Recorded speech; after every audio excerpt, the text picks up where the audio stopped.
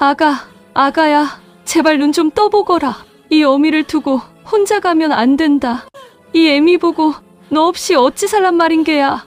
아기 어머니인 윤씨 부인이 축 늘어진 아기를 부둥켜 안고 울부짖었습니다. 겨우 돌을 넘긴 늦둥이 외아들이었지요. 이틀 밤낮을 앓던 아기는 새벽녘 어머니 품에서 조용히 눈을 감았습니다. 아무리 흔들어도 아기는 다시 눈을 뜨지 않았습니다. 그날 이후 집안에서는 웃음이 사라졌습니다. 윤씨 부인은 밤마다 아기가 신던 작은 꽃신을 꺼내놓고 울다 지쳐 잠들었고, 남편 박성도는 말없이 등불만 갈아 끼우며 밤을 보냈지요. 그러던 어느 겨울밤, 눈보라 속에서 가느다란 울음소리가 들려왔습니다. 대문을 열자 얼어 죽기 직전에 갓난아기가 문밭에 놓여 있었어요. 아기를 감싸고 있는 허름한 포대기 안에는 범상치 않은 비단 조각 하나가 함께 들어 있었습니다. 업둥이는 액을 부른다던데 저 아기 때문에 저 집은 곧 망하게 생겼네. 사람들의 손가락질 속에서도 부부는 아기를 품었습니다. 그런데 아이가 자랄수록 이상한 일이 벌어지기 시작했어요. 한 번 들은 말을 며칠이 지나도 토시 하나 틀리지 않고 울비는 기이한 모습을 보여준 것입니다. 그리고 어느 날부터인가 정체 모를 사내가 마을을 어슬렁거렸지요. 부부를 향한 압박은 날로 거세졌고 집안은 점점 벼랑 끝으로 몰렸습니다. 대체 이 아기는 누구의 핏줄이기에 누군가가 이토록 집요하게 지우려 하는 것일까요? 그리고 모든 것을 잃어가면서도 아기를 품은 부부의 선택은 어떤 결말을 맞이하게 될까요? 시작 전 구독과 좋아요를 눌러주시면 엄청난 힘이 됩니다. 그럼 야담전기수 이야기 시작하겠습니다. 전라도 어느 고을에 박성도라는 선비가 살았습니다. 38배 나이에 어깨는 반듯하고 눈매는 깊었으나 그 얼굴에는 좀처럼 웃음이 피어나지 않았어요.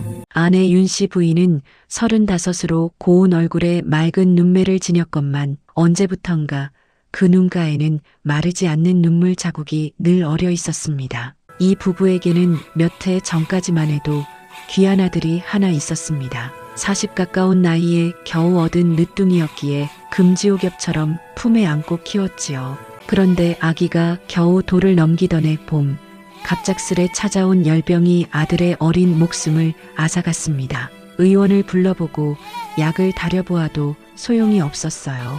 이틀 밤낮을 앓던 아기는 새벽녘에 어머니 품에서 눈을 감았고 그날 이후 이 집에서는 웃음이라는 것이 완전히 사라졌습니다. 윤씨 부인은 밤마다 아기가 신던 작은 꽃신을 꺼내놓고 만지작거렸어요. 손바닥 반만한 그 조그만 신발을 어루만지다가 울다가 지쳐 잠이 드는 것이 그녀의 하루였습니다. 박성도는 그런 아내 곁에서 말없이 앉아 등불에 심지만 돋우며 밤을 보냈습니다. 위로의 말 한마디 건네고 싶어도 입이 떨어지지 않았고 그 자신도 가슴 한가운데가 텅 빈 것처럼 허전하기만 했지요. 낮에는 그럭저럭 견딜만 했으나 밤이 되면 아기의 까르르 웃음소리가 귓가에 맴도는 것 같아 잠을 이룰 수가 없었습니다. 마을 사람들은 부부를 보며 혀를 끌끌 찼어요. 늦게 얻은 자식일수록 잃으면 더 아프다고 저러다 병이 나겠다고들 수군거렸지만 정작 위로해줄 방도는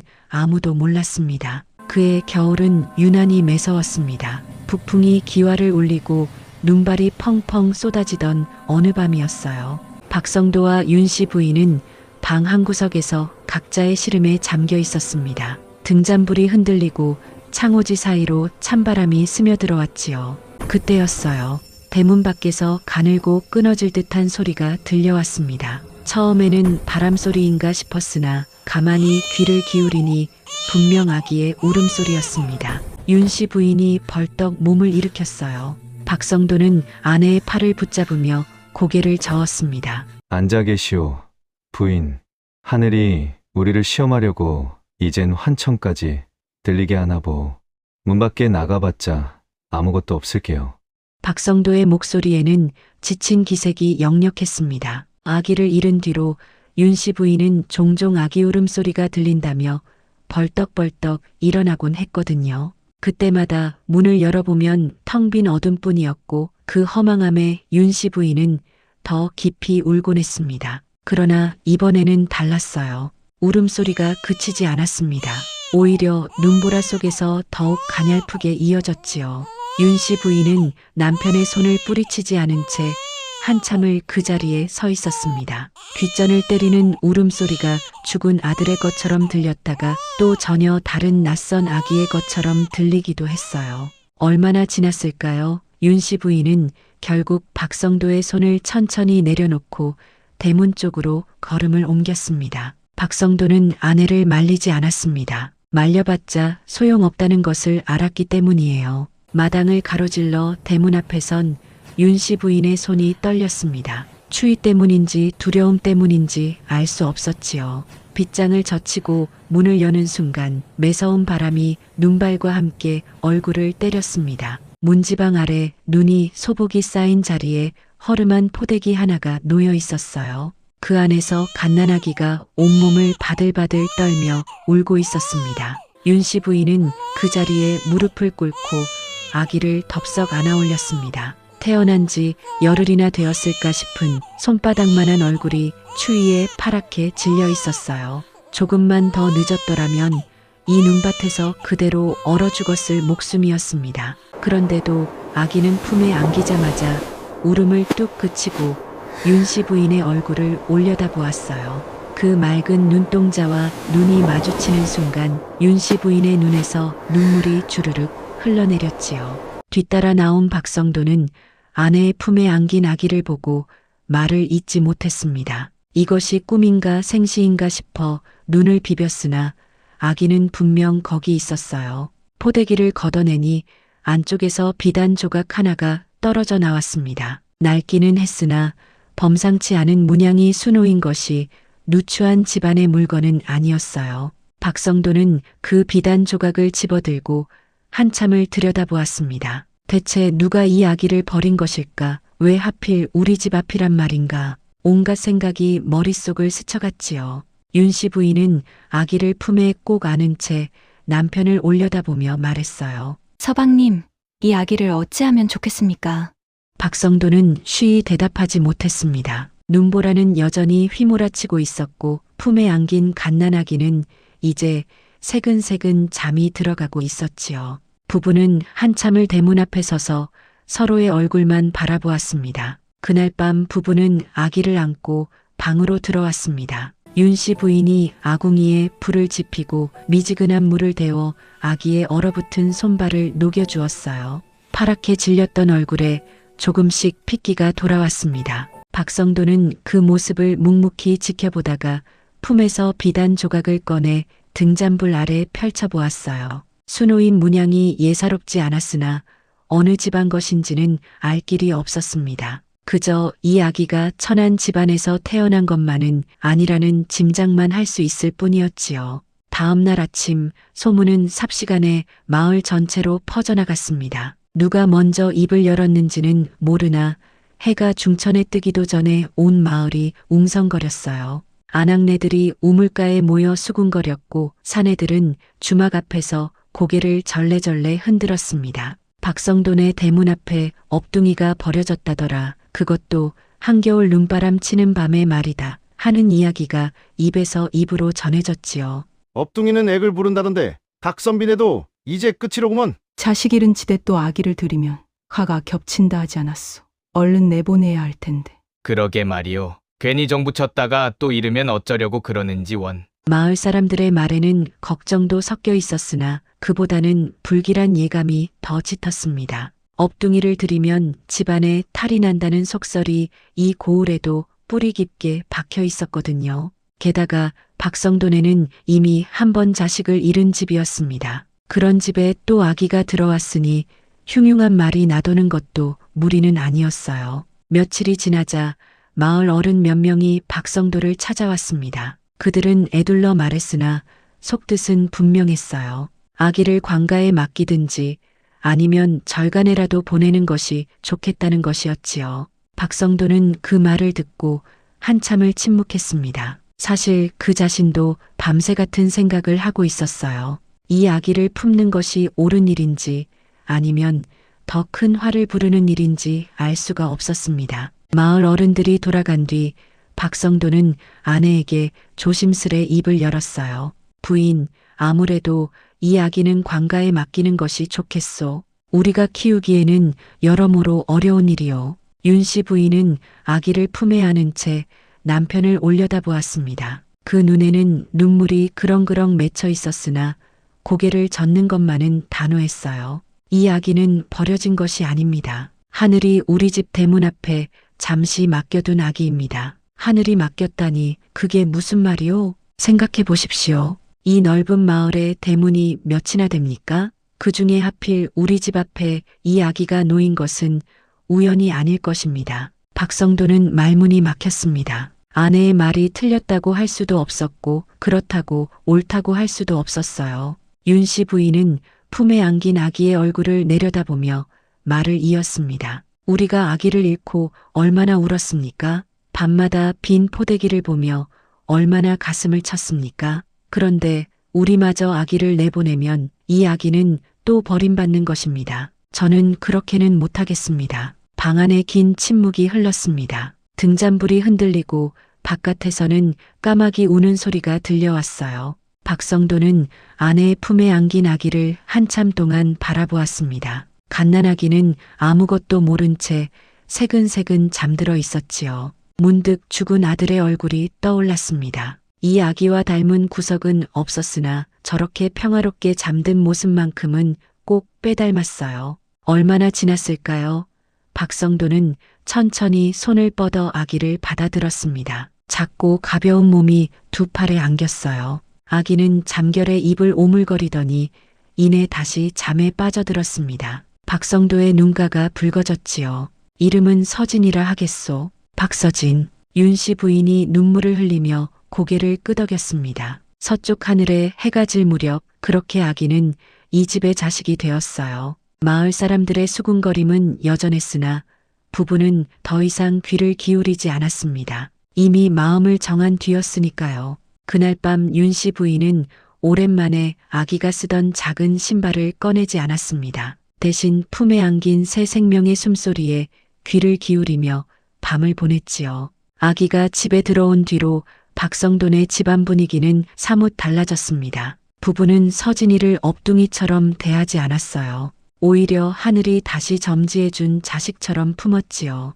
윤 씨 부인은 밤마다 아기를 품에 안은 채 잠들었고 새벽녘이면 몇 번이고 일어나 아기의 이마에 손을 얹어 보았습니다. 숨을 고르게 쉬는지 열이 나지는 않는지 확인하지 않으면 마음이 놓이지 않았거든요. 죽은 아들이 앓기 시작한 것도 한밤중이었기에 그 두려움이 쉬이 가시지 않았던 것입니다. 그러나 가장 큰 걱정은 따로 있었어요. 먹일 젖이 없었습니다. 윤 씨 부인은 이미 젖이 말라버린 지 오래였고 아기는 하루가 다르게 배고픔에 보채었지요. 이튿날부터 윤 씨 부인은 이 집 저 집 문을 두드리며 젖동량을 다니기 시작했습니다. 갓 아기를 낳은 집이 있다는 소문을 들으면 마을 끝이든 산 너머든 마다하지 않고 찾아갔어요. 하지만 쉬운 일이 아니었습니다. 문을 열어주는 집보다 닫아 거는 집이 더 많았거든요. 업둥이에게 뭘 그렇게까지 하시오? 그냥 내보내면 될 것을 괜히 탈을 부르지 마시오. 우리 집 젖 먹이면 우리 아기한테 애기 옵는다오. 매몰찬 말에 문전박대를 당한 날도 한두 번이 아니었습니다. 어떤 집에서는 대문도 열어주지 않고 소리만 질렀고 어떤 집에서는 빗자루를 들고 쫓아내기까지 했어요. 그래도 윤 씨 부인은 돌아서지 않았습니다. 비가 오나 눈이 오나 아침이면 집을 나서서 해가 기울 무렵에야 돌아왔지요. 빈손으로 돌아오는 날도 있었으나 대부분은 어찌어찌 젖을 구해왔습니다. 먼 마을까지 걸어가 겨우 한 사발 얻어오는 날도 있었고 몇 번이고 고개 숙여 사정한 끝에 반 사발을 받아오는 날도 있었어요. 그렇게 얻어온 젖을 서진이에게 먹일 때면 윤 씨 부인의 얼굴에 비로소 웃음이 떠올랐습니다. 아기가 배불리 먹고 새근새근 잠이 들면 그제야 자신도 한숨 돌릴 수 있었지요. 발이 부르트고 몸이 천근만근이었으나 아기의 잠든 얼굴을 보면 그 고단함이 눈 녹듯 사라졌습니다. 박성도 역시 예전과는 다른 사람이 되었어요. 아침마다 문을 여닫을 때 소리가 나지 않도록 살금살금 움직였고 바람이 센 날이면 아기 곁에 먼저 이불을 깔아 놓았습니다. 밤중에 아기가 작은 기침이라도 하면 벌떡 일어나 등을 쓸어주곤 했지요. 예전에는 밤새 등불만 바라보며 시름에 잠겨 있던 사람이었는데 이제는 아기의 숨소리에 귀를 기울이며 밤을 보냈습니다. 어느 날 저녁이었어요. 윤 씨 부인이 젖동량을 다녀오다가 눈길에 미끄러져 무릎을 다쳤습니다. 피가 흘렀으나 윤 씨 부인은 아랑곳하지 않고 품에 안은 젖병부터 확인했지요.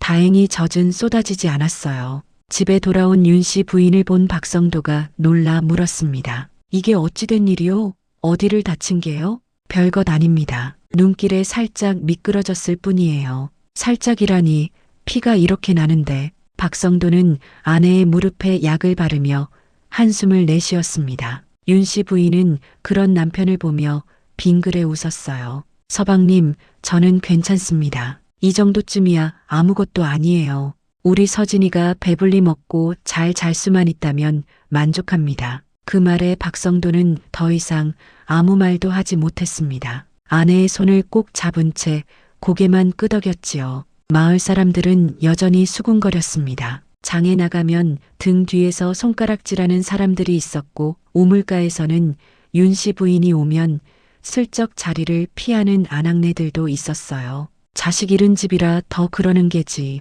빈 가슴을 채우려고 금지옥엽으로 키우는구먼. 업둥이를 저렇게까지 할 필요가 있나? 그 말이 아주 틀린 것은 아니었습니다. 부부는 정녕 서진이를 금지옥엽처럼 키우고 있었으니까요. 그러나 부부는 그 아기를 단 한 번도 업둥이라 부르지 않았습니다. 그저 아기라 불렀고 서진이라 불렀어요. 마치 처음부터 이 집에서 태어난 자식인 것처럼요. 계절이 바뀌어 봄이 오고 여름이 지나 가을이 왔습니다. 서진이는 무럭무럭 자라 어느덧 돌을 앞두고 있었어요. 까르르 웃는 소리가 집 안가득 퍼졌고 옹알이를 시작한 아기의 목소리가 마당까지 들려왔습니다. 윤 씨 부인은 그 소리를 들을 때마다 가슴이 벅차올랐어요. 죽은 아들 생각에 가슴 한편이 저릿했으나 새로 얻은 생명 앞에서 그 슬픔은 조금씩 옅어져 갔습니다. 박성도는 아기가 첫걸음을 뗄 날을 손꼽아 기다리고 있었지요. 그렇게 서진이의 첫 번째 해가 저물어가고 있었습니다. 세월이 흘러 서진이는 어느덧 4살이 되었습니다. 또래 아이들은 이미 제잘제잘 말을 쏟아내고 있었으나 서진이는 좀처럼 입을 열지 않았어요. 엄마 아빠 정도는 겨우 떼었으나 그 외의 말은 거의 하지 않았지요. 불러도 대꾸가 없을 때가 많았고 혼자 먼 산을 바라보며 멍하니 앉아있는 날이 잦았습니다. 윤 씨 부인은 아이의 입이 트이기를 날마다 기다렸으나 서진이는 여전히 말이 없었어요. 마을 사람들의 수군거림이 다시 시작되었습니다. 우물가에서, 장터에서, 논두렁에서 사람들은 고개를 절레절레 흔들며 박성돈의 이야기를 꺼냈지요. 역시 업둥이는 다르다더니 말도 못하는 아이라지. 그러게 말이오. 괜히 정만 쏟았네. 저러다 병신이라도 되면 어쩌려고. 처음부터 관가에 맡겼으면 좋았을 것을. 자식 잃은 슬픔에 눈이 멀어 아무 아이나 받아 키우더니. 그 말이 윤 씨 부인의 귀에도 들어왔습니다. 장에 다녀오는 길에 빨래를 하러 나간 개울가에서 등 뒤로 들려오는 소리에 가슴이 찢어지는 듯 했어요. 그러나 윤 씨 부인은 내색하지 않았습니다. 집에 돌아와 서진이를 안아올리며 조용히 속삭였지요.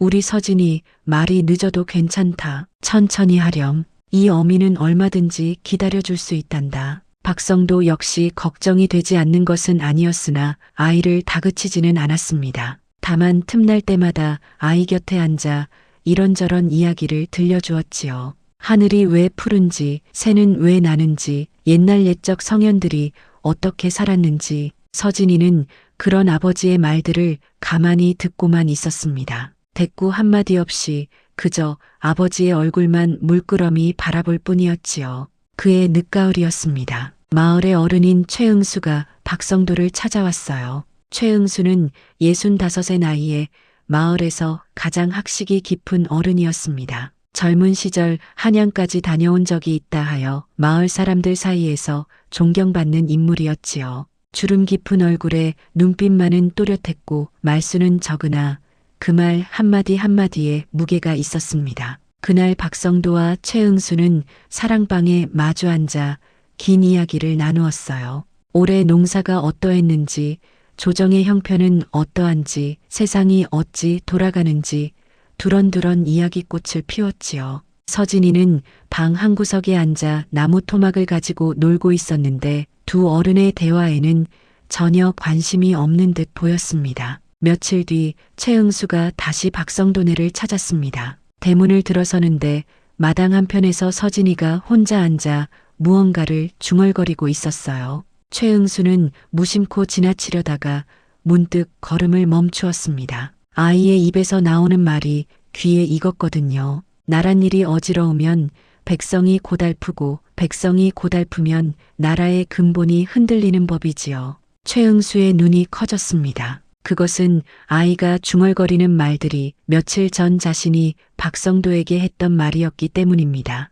아이는 그 긴 문장을 토시 하나 틀리지 않고 그대로 응조리고 있었습니다. 뜻을 알고 하는 말이 아니라 그저 들은 것을 앵무새처럼 따라하고 있을 뿐이었지요. 그러나 4살배기 아이가 한 번 들은 말을 며칠이 지나도록 잊지 않고 기억한다는 것은 보통 일이 아니었습니다. 최응수는 한참을 그 자리에 서서 아이를 바라보았어요. 서진이는 여전히 혼잣말처럼 중얼거리며 나무 토막을 만지작거리고 있었습니다. 인기척을 느꼈는지 아이가 고개를 들어 최응수를 올려다보았고 맑고 깊은 눈동자가 노인의 얼굴을 비추었습니다. 그때 마침 밖으로 나온 박성도가 최응수를 발견하고는 다가왔습니다. 어르신, 어서 오십시오. 언제 오셨습니까? 최응수는 대답 대신 서진이를 가리키며 물었어요. 저 아이가 방금 한 말 들었는가? 예, 저희 서진이가 무슨 말을 했습니까?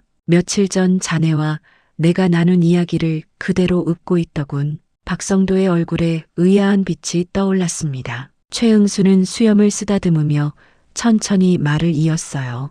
이 아이는 말이 늦은 게 아닐세. 듣는 것을 그냥 흘리지 않는 아이야. 귀로 들어간 것이 고스란히 머릿속에 남아있는 게지. 박성도는 아들을 바라보았습니다. 서진이는 다시 고개를 숙이고 나무 토막을 가지고 놀기 시작했어요. 마치 아무 일도 없었다는 듯 말이지요. 범상치 않은 아이일세. 함부로 대하지 말게나. 최응수는 그 말만 남기고 사랑방으로 들어갔고 박성도는 한참을 마당에 서서 아들을 바라보았어요. 마을 사람들은 모두들 서진이를 보고 업둥이라 손가락질했고 말 못하는 아이라 흉을 보았지만 이 아이의 안에는 무언가 다른 것이 있었습니다. 아직은 그것이 무엇인지 알 수 없었으나 박성도는 처음으로 아들의 앞날이 궁금해지기 시작했지요. 서진이가 7살이 되던 해봄 박성도는 아들을 서당에 보내기로 했습니다. 마을 어른 최응수가 여러 차례 권한 끝에 내린 결정이었어요. 최응수는 이 아이에게 글을 가르쳐야 한다고, 그래야 숨은 재주가 빛을 볼 것이라고 했지요. 박성도는 반신반의하면서도 아들의 손을 잡고 서당 문을 두드렸습니다. 훈장은 서진이를 위아래로 훑어보더니 고개를 끄덕였어요. 업둥이라는 소문은 훈장의 귀에도 들어 있었으나 배우겠다는 아이를 내칠 수는 없는 노릇이었습니다. 서당에 들어간 첫날 서진이는 여느 아이들처럼 천자문 앞에 앉았습니다. 훈장이 하늘 천 따지를 읊으면 아이들이 따라 읊었지요. 서진이도 입을 열었으나 목소리는 작았고 또래 아이들 사이에 무쳐 잘 들리지 않았어요. 며칠이 지나도 서진이는 말수가 적었습니다. 다른 아이들이 제잘거리며 뛰어놀 때도 혼자 구석에 앉아 먼 산만 바라보곤 했지요. 그러던 어느 날이었습니다. 훈장이 논어의 한 구절을 읊었어요. 하기시습지 불영여로 유붕자원 박내 불영낙호. 아이들은 잘 따라하지 못했습니다. 어려운 글귀였거든요. 훈장은 몇 번을 반복해 읊어주고는 다음 글로 넘어갔지요. 그로부터 닷새가 지났습니다. 훈장이 무심코 그 구절을 다시 물었을 때 서진이가 또박또박 대답했어요. 하기시습지 불영여로 유붕자원 박내 불영낙호. 훈장의 눈이 휘둥그레졌습니다. 한 번 듣고 닷새나 지난 글귀를 토씨 하나 틀리지 않고 읊다니요.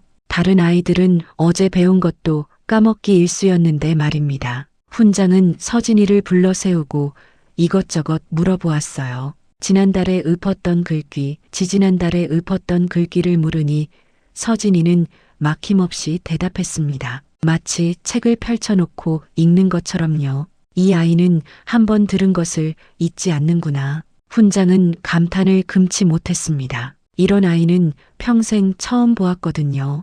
그날 이후 훈장은 서진이에게 따로 글을 가르치기 시작했어요. 다른 아이들이 천자문을 뗄 때 서진이는 이미 논어와 맹자를 읽고 있었지요. 그러나 서진이의 재주가 알려지자 마을의 반응은 둘로 갈렸습니다. 신기해하는 사람도 있었으나 불안해하는 사람이 더 많았어요. 장터에서, 우물가에서, 논둑에서 수군거림이 다시 시작되었지요.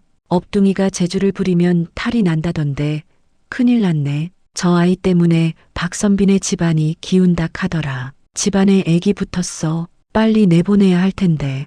헛소문은 눈덩이처럼 불어났습니다. 서진이 때문에 마을에 흉년이 든다느니, 서진이가 있는 집은 귀신이 꼬인다느니 하는 말까지 나돌았어요. 급기야 마을 사람 몇이 박성도를 찾아와 대놓고 말했습니다. 박선비, 이제라도 저 아이를 내보내시오. 마을을 위해서라도 그래야 하지 않겠소? 박성도는 그 말에 대꾸하지 않은 채 대문을 닫고 돌아섰지요. 윤씨 부인은 안방에서 서진이를 꼭 끌어안은 채 눈물을 삼켰습니다. 이 무렵 마을에 낯선 사내가 하나 나타났습니다. 40 남짓 되어 보이는 사내였는데 눈매가 좁고 표정이 굳어 있어 한눈에 봐도 인상이 좋지 않았어요. 사내는 타지에서 왔다며 마을 주막에 드나들기 시작했습니다. 처음에는 그저 장사차 왔다 하더니 차츰 마을 사람들과 어울려 술잔을 기울이곤 했지요. 사내는 박성돈의 이야기가 나올 때마다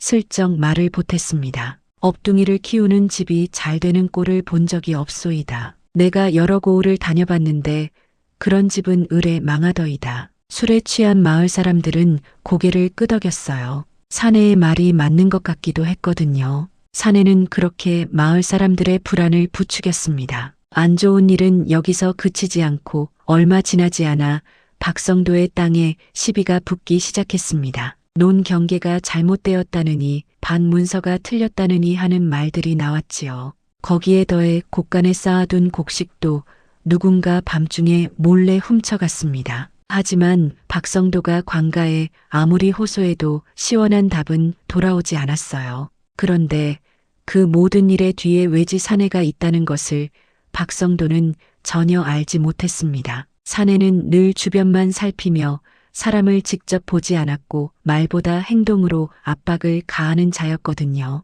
그가 왜 박성도네를 노리는지 무엇을 원하는지는 아직 아무도 몰랐습니다. 다만 서진이를 둘러싼 재앙의 그림자가 점점 짙어지고 있다는 것만은 분명했지요. 세월은 물처럼 흘러 서진이는 어느덧 12살이 되었습니다. 키가 훌쩍 자라 아버지 어깨에 닿을 만큼 되었고 얼굴에는 어린아이의 볼살이 빠지며 반듯한 이목구비가 드러나기 시작했어요. 눈빛은 여전히 맑고 깊었으며 서당에서는 이미 사서삼경을 뗀 뒤였지요. 훈장은 더 이상 가르칠 것이 없다며 혀를 내둘렀고 마을에서는 서진이의 재주를 신동이라 부르는 사람도 생겨났습니다. 하지만 집안 형편은 갈수록 어려워지고 있었어요. 몇 해 전부터 시작된 땅 시비가 좀처럼 풀리지 않았고 곳간은 점점 비어갔습니다. 박성도는 관가를 드나들며 억울함을 호소했으나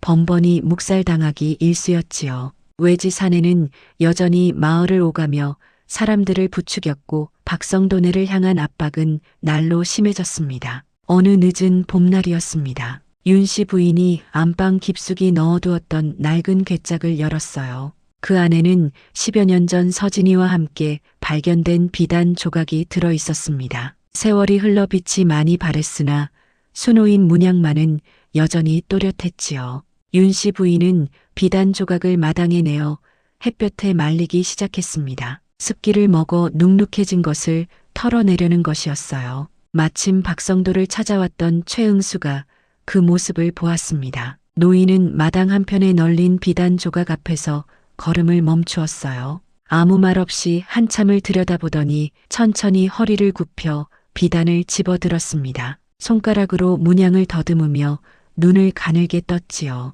부인, 이것이 그 아이와 함께 있던 물건이요? 예, 어르신. 서진이를 처음 발견했을 때 포대기 안에 함께 들어 있었습니다. 최응수는 고개를 끄덕이며 비단을 햇볕에 비추어 보았습니다. 오래된 것이 분명했으나 천의 결이 고왔고 문양을 수놓은 솜씨가 범상치 않았어요. 노인의 표정이 묘하게 굳어졌습니다. 이 문양은 아무 집에서나 쓰는 물건이 아니오. 예, 그게 무슨 말씀이십니까? 내가 젊은 시절 한양을 오갈 때 본 적이 있어. 조정 근처를 드나들던 관문가에서나 쓰던 문양이요. 어지간한 양반가에서도 이런 것은 구경하기 어렵지. 윤씨 부인의 얼굴에 놀라움이 스쳤습니다. 그동안 이 비단 조각이 평범한 물건이 아니라는 짐작은 했으나 조정과 연관이 있으리라고는 생각지 못했거든요. 최응수는 비단을 도로 내려놓으며 말을 이었어요. 이 아이의 뿌리가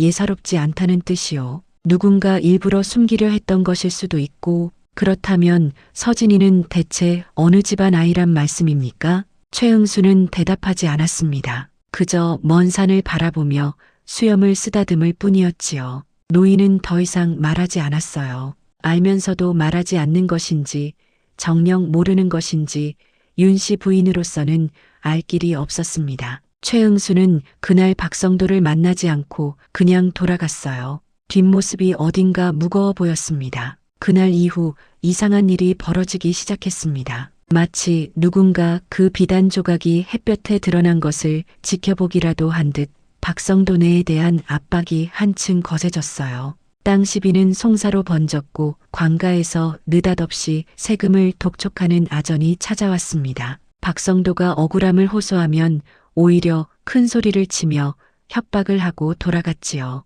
마을 사람들의 태도도 달라졌습니다. 예전에는 그래도 눈인사 정도는 나누던 이웃들이 박성도네 식구만 보면 고개를 돌렸어요. 아이들조차 서진이를 피했습니다. 업둥이와 놀면 재수 없다는 말이 아이들 사이에서도 퍼진 탓이었지요. 외지 사내는 여전히 마을을 오가고 있었습니다. 이제는 대놓고 박성도네 근처를 어슬렁거렸어요. 무엇을 노리는지, 무엇을 원하는지는 여전히 알 수 없었으나 그 좁은 눈매 속에 숨겨진 의도가 심상치 않다는 것만은 분명했습니다. 어느 날 밤 박성도는 아내와 마주 앉아 한숨을 내쉬었어요. 도대체 무슨 일이 벌어지고 있는 것인지 모르겠소. 우리가 무슨 죄를 지었기에 이런 고초를 겪어야 하는 것이오? 윤씨 부인은 대답 대신 괴짝 속에 도로 넣어둔 비단 조각을 떠올렸습니다. 저 조그만 천조가리가 모든 것의 시작일지도 모른다는 생각이 스쳤어요. 서진이는 대체 누구의 아이인 것일까? 왜 하필 우리 집 앞에 버려진 것일까? 10여 년 동안 품어왔던 의문이 다시 머릿속을 맴돌았습니다. 그러나 윤씨 부인은 그 생각을 입 밖으로 꺼내지 않았어요. 어떤 비밀이 숨겨져 있든 서진이는 이미 자신의 아들이었으니까요. 서진이가 14살이 되던 해 박성돈의 집안은 벼랑 끝에 몰려 있었습니다. 관가에서 느닷없이 사람이 들이닥쳐 집안 구석구석을 뒤지는 일이 잦아졌어요. 무엇을 찾는 것인지 물어도 대답 없이 이것저것 뒤적이다 가곤 했지요. 아전들은 박성도가 세금을 떼먹었다느니 땅 문서를 위조했다느니 하는 누명을 씌우며 협박했습니다. 박성도는 억울함을 호소했으나 들어주는 사람이 없었어요. 곳간에 남아있던 곡식도 하나둘 사라졌습니다. 관가에서 체납세금 명목으로 가져간 것도 있었고 밤중에 누군가 몰래 훔쳐간 것도 있었지요. 한때 넉넉했던 살림이 거덜나기 시작했어요. 끼니를 잊기도 빠듯해졌고 윤씨 부인은 입던 옷가지를 내다 팔아 겨우 양식을 마련했습니다. 땅 문서 시비는 더욱 심해졌습니다. 박성도 집안이 대대로 붙여오던 논밭을 두고 생판 모르는 사람이 나타나 자기 땅이라고 우겼어요. 관가에 호소하면 오히려 박성도가 거짓말을 한다며 곤장을 치겠다고 윽박질렀지요. 송사는 질질 끌렸고 그 사이에 농사철을 놓쳐 안에 수확을 통째로 날리기도 했습니다. 마을 사람들은 더 이상 박성도네를 거들떠보지 않았어요. 예전에는 그래도 눈인사 정도는 하던 이웃들이 이제는 길에서 마주쳐도 고개를 돌렸습니다. 아이들은 서진이를 보면 돌멩이를 던지거나 흉을 보았지요. 업둥이 때문에 저 집이 망했대. 저 아이랑 눈 마주치면 재수 없다더라. 서진이는 그 말을 들으면서도 내색하지 않았습니다. 그저 입을 꾹 다문 채 걸음을 옮길 뿐이었어요. 그러나 집에 돌아오면 방구석에 웅크리고 앉아 한참을 멍하니 앉아 있곤 했지요. 자신 때문에 부모가 고통받고 있다는 것을 모를 리 없었습니다. 어느 날 저녁이었습니다. 관가에서 또다시 사람이 와서 행패를 부리고 간 뒤였어요. 박성도는 마루에 털썩 주저앉아 한숨만 내쉬고 있었고 윤씨 부인은 부엌에서 저녁거리를 준비하고 있었습니다. 서진이는 방문 틈으로 그 모습을 지켜보고 있었지요. 그때 마을 사람 몇이 대문 밖에서 소리쳤습니다. 박선비, 이제라도 정신 차리시오. 저 업둥이를 내보내야 집안이 산다오. 모든 게 저 아이 때문이라는 걸 왜 모르시오? 제발 마을을 위해서라도 저 아이를 내치시오. 박성도는 대꾸하지 않았습니다. 그저 고개를 숙인 채 두 손으로 얼굴을 감쌀 뿐이었어요. 윤씨 부인이 부엌에서 나와 대문 쪽을 바라보았습니다. 그녀의 얼굴에는 지친 기색이 역력했으나 눈빛만은 흔들리지 않았어요. 한참 뒤 마을 사람들이 돌아가고 집안에 정막이 내려앉았습니다. 박성도와 윤씨 부인이 마루에 나란히 앉아 있었어요. 서진이는 여전히 방 안에서 그 모습을 지켜보고 있었지요.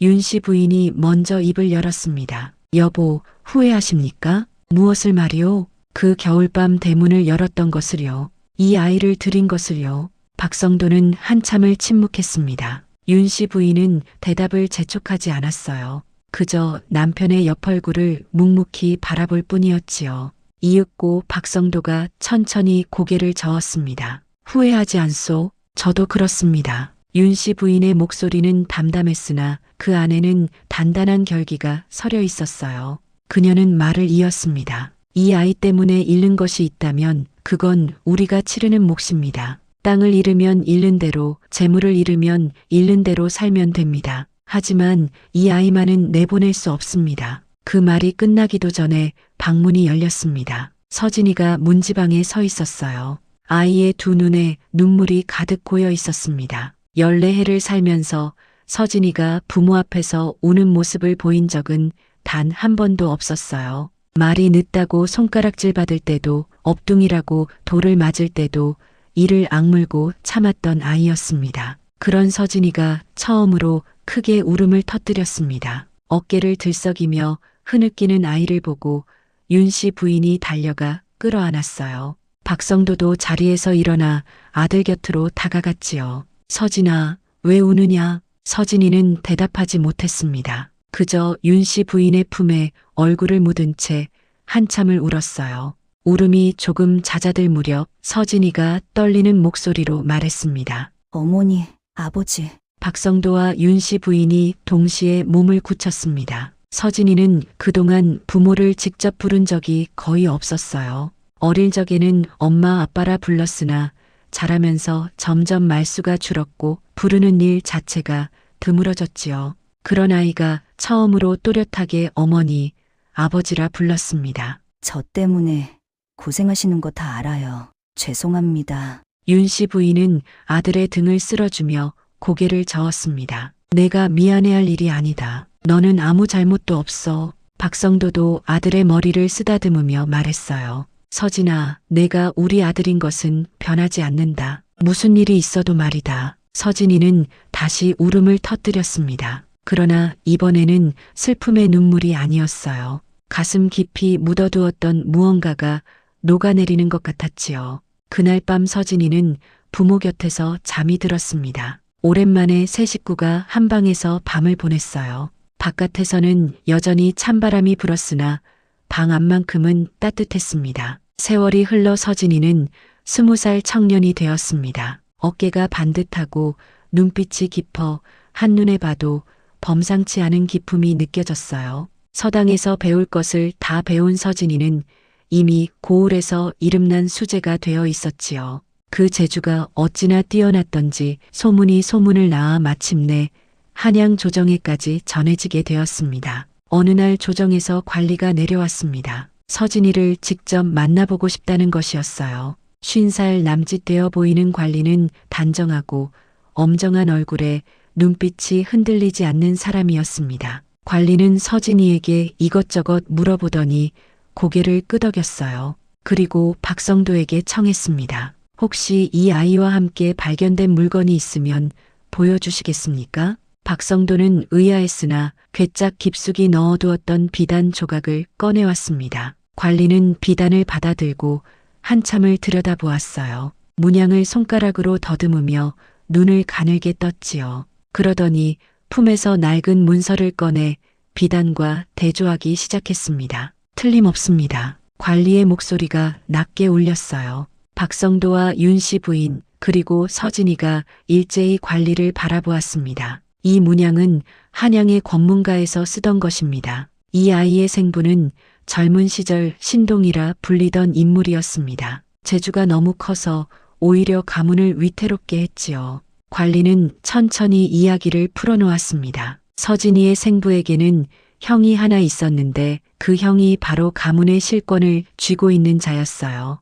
형은 일찍이 재능 있는 동생 때문에 가문의 권력이 흔들리는 경험을 한 적이 있었습니다. 동생이 조정에서 이름을 날릴수록 자신의 입지가 좁아졌거든요. 그래서 형은 동생을 멀리 내쫓았고 동생은 결국 낮은 신분의 여인과 혼인하여 아이를 낳았지요. 그 아이가 바로 서진이었습니다. 형은 동생의 아이가 태어났다는 소식을 듣고 두려움에 사로잡혔어요. 그 피에서 난 아이는 자라면 반드시 재주가 드러날 것이고 그러면 또다시 가문이 흔들릴 것이라 판단했지요. 죽일 수는 없었기에 형은 다른 방법을 택했습니다. 아이를 먼 고을에 몰래 버리고 기억에서 지워버리기로 한 것이었어요. 그렇게 갓난아기 서진이는 눈보라치는 겨울밤 박성돈의 대문 앞에 놓이게 된 것이었습니다. 관리는 또 하나의 사실을 전했어요. 서진이의 생부와 생모는 아이가 사라진 뒤 백방으로 수소문했다고 합니다. 관가를 찾아가고 장터를 돌며 아이를 찾았지요. 그러나 형이 사람을 풀어 거짓 소문을 흘렸어요. 아이가 병으로 죽었다. 이미 묻혔다 하는 말이 두 사람의 귀에 들어갔습니다. 생부와 생모는 결국 아이를 가슴에 묻고 살아올 수밖에 없었지요. 며칠 뒤 서진이는 조정으로 불려갔습니다. 박성도와 윤씨 부인도 함께였어요. 조정 마당에 들어서자 두 사람이 서 있었습니다. 40 남짓 되어 보이는 사내와 30 후반쯤 되어 보이는 여인이었지요. 사내는 단정하고 수려한 용모였으나 얼굴에 고생의 흔적이 역력했고 여인은 화려하지 않으나 단아한 얼굴에 눈매에 깊은 그리움이 서려 있었습니다. 서진이의 생부와 생모였어요. 두 사람은 서진이를 보는 순간 그 자리에 주저앉았습니다. 생모는 두 손으로 입을 막은 채 흐느꼈고 생부는 떨리는 손을 뻗어 허공을 더듬었어요. 20해 전 품에서 사라진 아이가 어엿한 청년이 되어 눈앞에 서 있었습니다. 서진이는 천천히 무릎을 꿇었습니다. 조정 마당에 선 모든 이들이 숨을 죽이고 지켜보았어요. 서진이가 입을 열었습니다. 저를 낳아주신 분들이 계셨기에 제가 태어날 수 있었습니다. 서진이는 생부와 생모를 향해 큰 절을 올렸어요. 생모가 더 크게 울음을 터뜨렸습니다. 서진이는 절을 마치고 몸을 일으켜 이번에는 박성도와 윤씨 부인을 바라보았습니다. 저를 살려주신 분들이 계셨기에 제가 사람이 될 수 있었습니다. 서진이는 박성도와 윤씨 부인을 향해 다시 큰 절을 올렸어요.